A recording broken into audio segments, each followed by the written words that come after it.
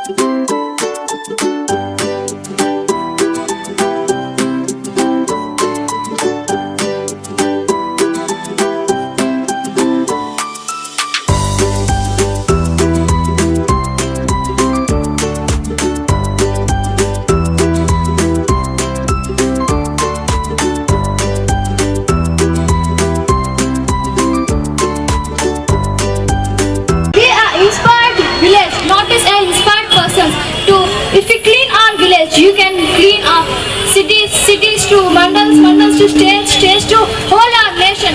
If the change starts in village, it takes to the whole nation. So please change your village by cleaning the environment.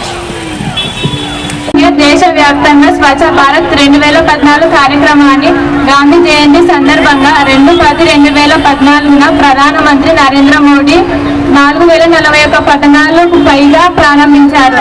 దీనికోసం ప్రభుత్వం 14,623 కోట్ల రూపాయలను ఖర్చు చేస్తుంది. Swachh Bharat machine యొక్క ప్రధాన లక్ష్యం పరిసరాలను పరిశుభ్రంగా ఉంచడం, అలాగే పారిశుద్ధ విషయంలో ప్రజల యొక్క ప్రవర్తనలో మార్పు తీసుకొని రావడం. ఇప్పుడు దీనిపై అవగాహన కొరకు చిన్న నాటికీకరణ చూద్దాం.